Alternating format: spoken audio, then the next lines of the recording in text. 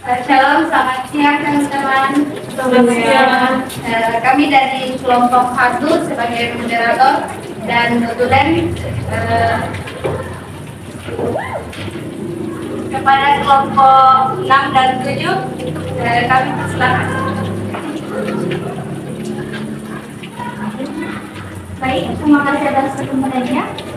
Di sini judul kami tentang pengembangan penggunaan media pembelajaran di sekolah dasar. Ada pun latar belakang yang akan kami bahas. Yang pertama, landasan penggunaan media pembelajaran. Yang kedua, alasan penggunaan media pembelajaran. Yang ketiga, prinsip-prinsip penggunaan media pembelajaran. Dan yang keempat, strategi dan langkah-langkah penggunaan media pembelajaran.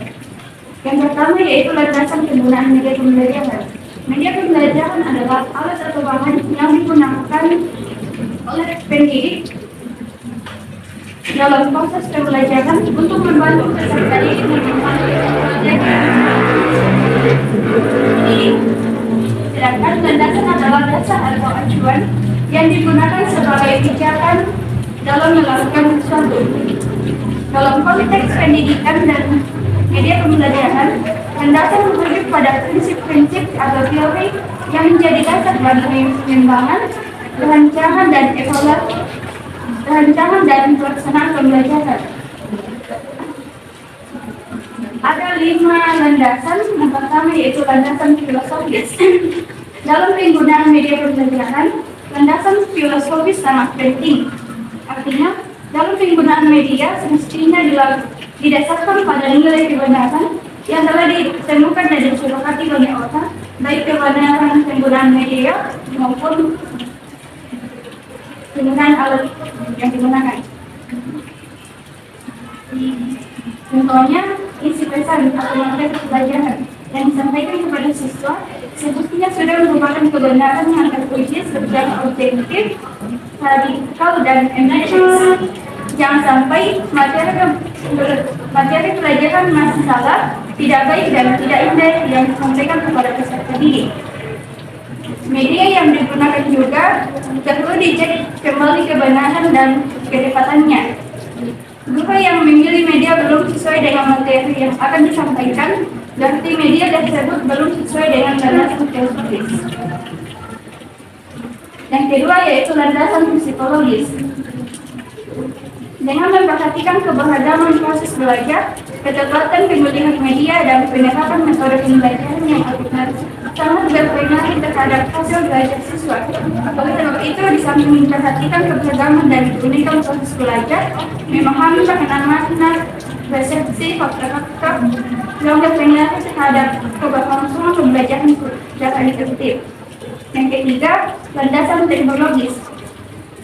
Teknologi pembelajaran adalah teori dan praktik penting, rancangan, pembuatan, penyerapan, pengelolaan, dan penilaian proses dan sumber belajar. Teknologi pembelajaran yaitu proses yang kompleks dan terpadu yang melibatkan orang, prosedur, ide, peralatan, dan organisasi untuk menganalisis masalah, mencari cara pemikiran, dan melaksanakan dan mengevaluasi. Yang keempat yaitu landasan sosiologis. Dalam penggunaan media pembelajaran melibatkan interaksi antara peserta didik dan pendidik. Begitupun dalam proses belajar, hakikatnya adalah proses komunikasi, yaitu proses penyampaian pesan dari sumber pesan melalui saluran atau media tertentu kepada penerima. Yang kelima yaitu landasan historis. Yang dimaksud dengan landasan historis media pembelajaran yaitu rasional, penggunaan media pembelajaran yang ditinjau dari sejarah, konsep istilah media yang digunakan dalam pembelajaran. Sejarah penggunaan media pembelajaran menunjukkan bahwa media pembelajaran yang telah berkembang tepat seiring dengan perkembangan teknologi. Penggunaan media pembelajaran yang tepat dan efektif dapat membantu meningkatkan kualitas pembelajaran dan membantu siswa mencapai tujuan pembelajaran.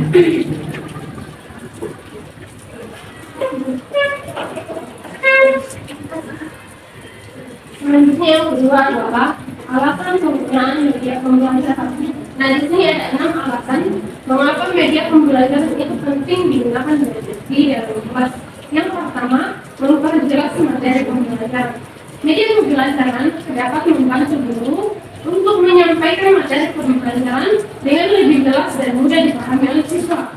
Hal ini karena media pembelajaran dapat menyajikan informasi pembelajaran dengan lebih jelas dalam berbagai bentuk, misalnya seperti dalam bentuk visual, audio, dan audiovisual yang dapat menampung berbagai indera siswa dan membantu mereka untuk memahami pembelajaran dengan lebih jelas dan kompleks. Selanjutnya yang kedua, metode belajar mengajar akan lebih bervariasi. Penggunaan media pembelajaran dalam proses pembelajaran di kelas akan membuat proses pembelajaran lebih menarik dan interaktif. Misalnya, sehingga dapat membantu meningkatkan motivasi dan minat belajar siswa. Tidak melulu hanya guru yang menjelaskan di dalam kelas, tetapi juga siswa dapat terlibat langsung dalam proses pembelajaran. Contohnya kayak ramai guru dalam kelas, pasti yaitu siswa yang meladeni pasti kita guru lah, bosan. Dengan menggunakan media pembelajaran, metode mengajarnya akan lebih bervariasi dan siswa akan lebih terfokus dan termotivasi untuk belajar. Selanjutnya yang ketiga, meningkatkan partisipasi dan keterlibatan siswa. Media pembelajaran dapat mendorong siswa untuk lebih aktif berpartisipasi dan interaktif dalam kelas. Dengan ini, peserta didik dapat lebih banyak melakukan aktivitas dalam kelas, sebab tidak hanya mendengarkan keterangan guru, tetapi juga dapat terlibat langsung dalam proses pembelajaran, misalnya seperti diskusi, eksperimen, dan simulasi. Selanjutnya yang keempat, membuat proses belajar mengajar lebih menarik dan menyenangkan. Media pembelajaran dapat menarik dan interaktif, dapat membuat proses belajar di kelas menjadi lebih menarik dan menyenangkan bagi siswa. Hal ini dapat membuat siswa untuk lebih fokus dan termotivasi dalam belajar. Selanjutnya yang kelima, membuat pembelajaran lebih bermakna. Media pembelajaran dapat membantu guru untuk membuat pembelajaran lebih bermakna bagi siswa. Hal ini karena media pembelajaran dapat membantu siswa untuk menghubungkan informasi lama atau pengalaman lama mereka dengan informasi baru yang mereka terima dari guru.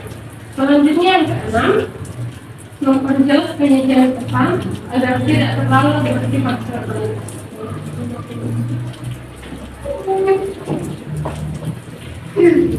Yang berikutnya, prinsip-prinsip penggunaan media pembelajaran.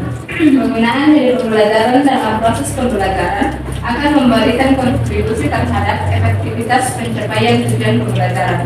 Namun ada beberapa prinsip dalam penggunaan media pembelajaran yang perlu dipertimbangkan, yaitu yang pertama, tidak ada satupun media yang paling baik untuk semua tujuan. Yang kedua, media adalah bagian integral dari proses pembelajaran. Yang ketiga, media apapun yang hendak digunakan sasaran akhirnya adalah untuk memudahkan belajar peserta didik. Yang keempat, penggunaan berbagai media dalam satu kegiatan pembelajaran bukan hanya sekedar salingan atau mengisi waktu atau hiburan, melainkan mempunyai tujuan yang menyatu dengan pembelajaran yang berlangsung. Yang kelima, pemilihan media hendaknya objektif. Yang keenam, penggunaan beberapa media akan dapat membingungkan peserta didik. Yang ketujuh, perbaikan dan kekurangan media tidak tergantung pada kekompetitan dan kepentingan sendiri.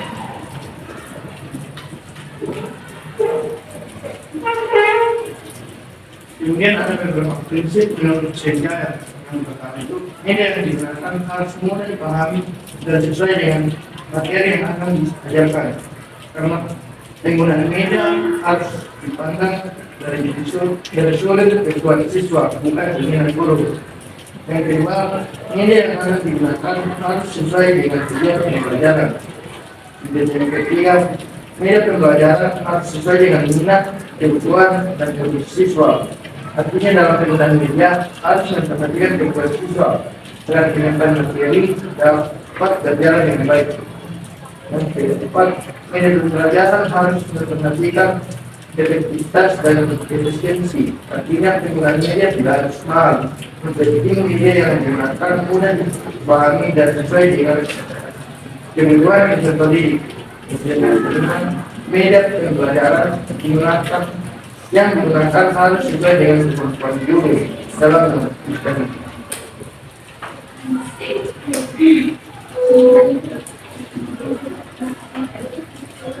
Kemudian strategi dan langkah penggunaan media. Yang pertama yaitu strategi. Nah, untuk menggunakan media pengajaran perlu diperbaiki identitas penggunaannya. Identitas penggunaan media dapat dilihat dari aspek kualitas. Ada 3 langkah utama strategi penggunaan media pembelajaran yang perlu diikuti. Yang pertama yaitu persiapan sebelum menggunakan media. Nah, pada tahap ini persiapan guru perlu mempelajari terlebih dahulu bentuk-bentuk yang ada sebelum media digunakan. Kemudian yang kedua yaitu kegiatan selama menggunakan media. Nah, selama menggunakan media, guru perlu menjaga ketenangan agar siswa terhindar dari hal-hal yang dapat mengganggu perhatian dan konsentrasi dalam belajar. Kemudian ketiga, kegiatan tindak lanjut.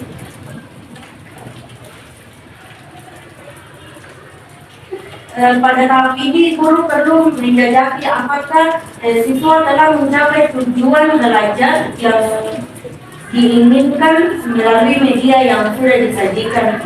Kemudian yang kedua yaitu langkah-langkah dalam penggunaan media pembelajaran. Yang pertama yaitu persiapan. Nah, persiapan ini maksudnya sebagai kegiatan dari seorang tenaga pengajar yang akan mengajar dengan menggunakan media pembelajaran.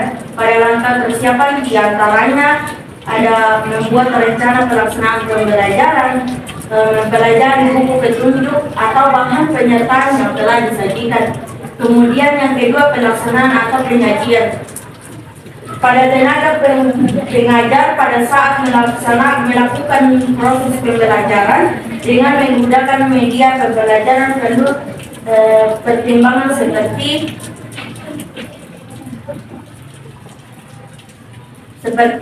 yakin bahwa semua media yang dan peralatan telah lengkap dan siap digunakan. Kemudian jelaskan tujuan yang akan dicapai.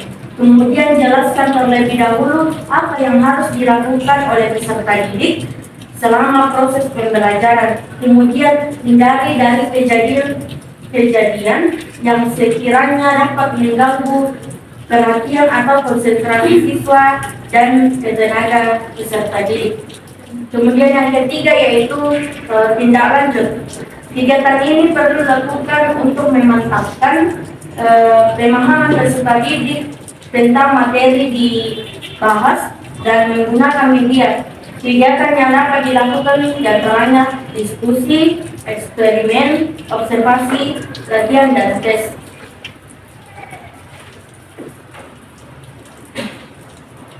Ya, demikianlah hasil materi dari kelompok 6 dan 7. Kita masuk dalam sesi tanya jawab. Untuk presentasi kali ini cuma satu sesi dengan 4 pertanyaan.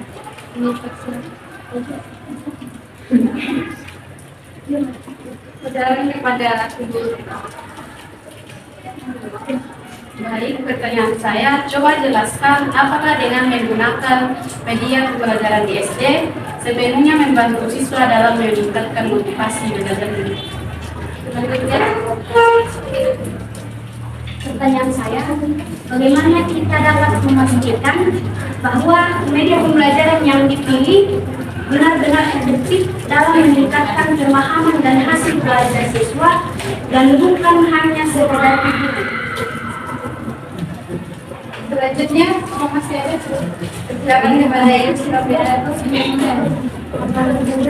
Seperti yang dibahas oleh saudara Lilis tadi, bagaimana seorang guru menciptakan konsentrasi siswa yang sehingga terminat tentukan untuk mendengarkan materi yang disampaikan guru. Pertanyaan saya, jika kalian seorang guru dan kalian menemukan maksudnya toh ini permasalahannya toh muncul dari siswanya, bukan dari sekitarannya yang siswa, bukan dari mereka, ini memang dari dalam dirinya toh susah untuk konsentrasi.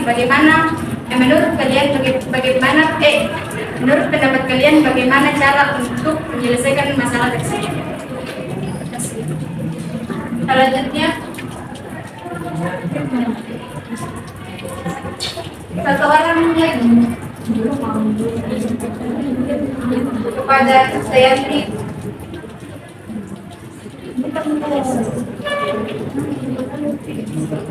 Apa sudah tidak ada?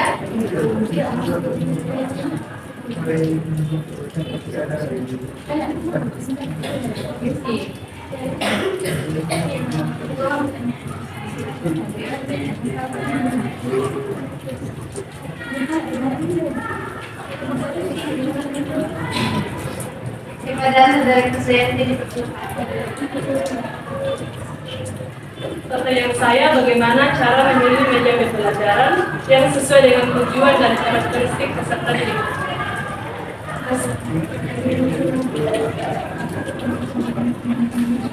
Ya, berikan waktu kepada kelompok 6 dan 7 untuk menjawab pertanyaan dari kami.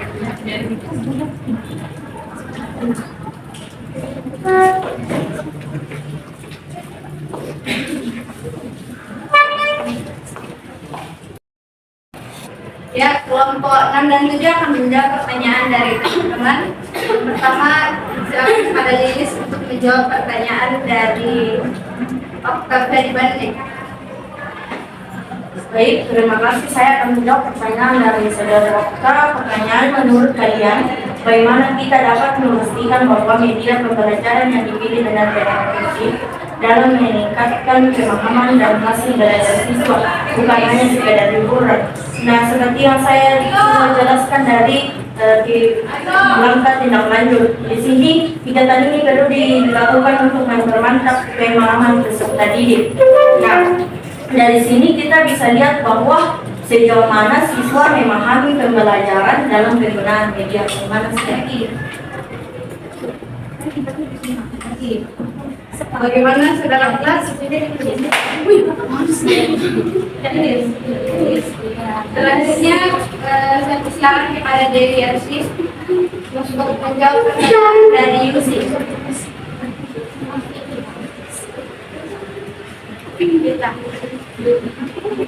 Baik, saya akan pertanyaan dari tidak. Saya, Ruth tidak. Tidak.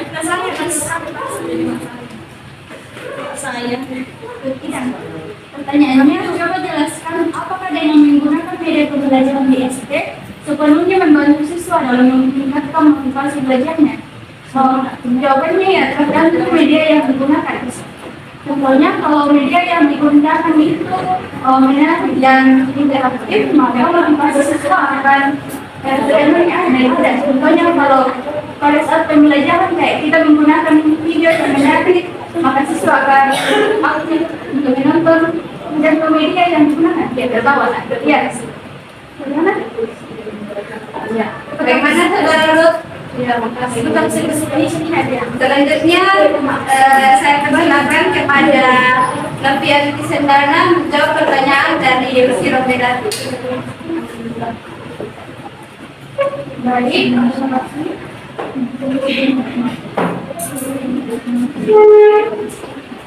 pertanyaannya, menurut kalian bagaimana caranya dulu untuk mengatasi masalah siswa yang sulit berkonsentrasi dalam kelas, tapi itu dari masalah pribadinya atau yang masalah internalnya?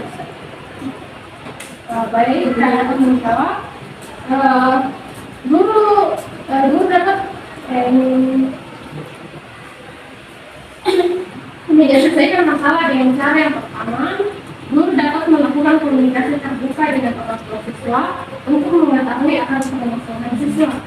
Terus yang kedua, guru dapat memberikan dukungan kepada siswa.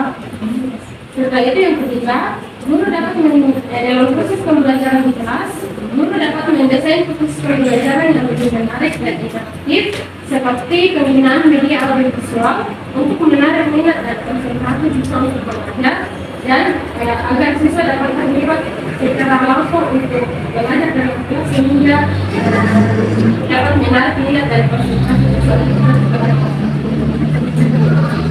Bagaimana saudara komprehensif 5. Terima kasih. Selanjutnya, kelompok nama akan menjawab pertanyaan dari Krisdayanti Rampan. Dipersilakan kepada Rosti Amelia dari Kementek menjawab. Baik, saya akan menjawab pertanyaan dari Krisdayanti Rampan. Pertanyaannya, bagaimana cara memilih media pembelajaran yang sesuai dengan tujuan pembelajaran dan karakteristik siswa? Yang pertama, yaitu mengidentifikasi tujuan pembelajaran yang ingin dicapai, apakah kognitif atau pengetahuan, afektif atau sikap, atau psikomotorik atau keterampilan. Yang kedua, mempertimbangkan usia, tingkat perkembangan, gaya belajar, dan latar belakang siswa. Bagaimana saudara Krisdayanti?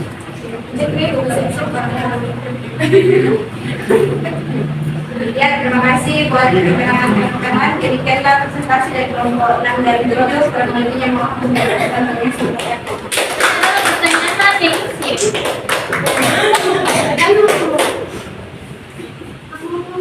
Terima kasih.